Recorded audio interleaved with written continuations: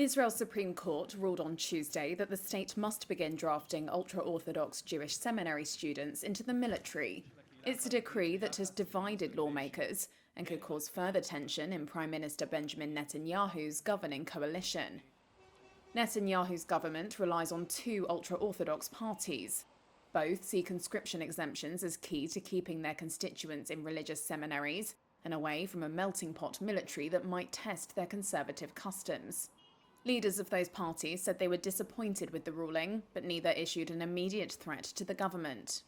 Moshe Roth is from the ultra-Orthodox United Torah Judaism Party. This ruling actually doesn't have any implications, any practical implications.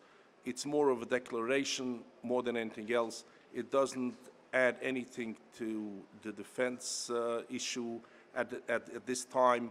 So it's very hard to give any credit to this ruling. It doesn't mean much. In fact, the High Court shouldn't have interfered at all in this issue.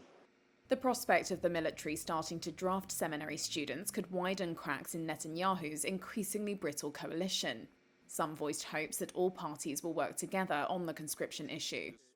Ariel Kalner is from Netanyahu's own Likud party.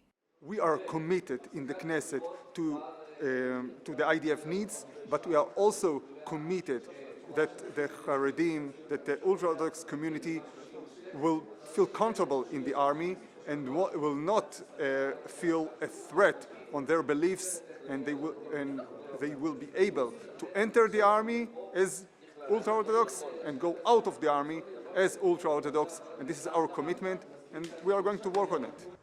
Opposition parties have welcomed the ruling.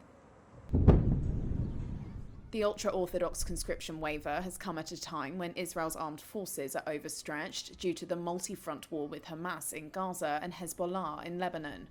Israelis are bound by law to serve in the military from the age of 18, 3 years for men and 2 years for women. Members of Israel's Arab minority are exempt, though some do serve, and ultra-Orthodox Jewish seminary students have also been largely exempt for decades. The law for their exemption expired last year, but the government continued to allow them not to serve.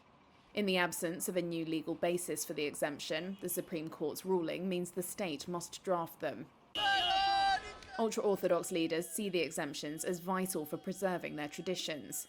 The long-standing military waiver has sparked protests in recent months by Israelis angry that they are shouldering the risk of fighting the war in Gaza. Ultra-Orthodox demonstrators have taken to the streets, blocking roads and marching with signs and banners.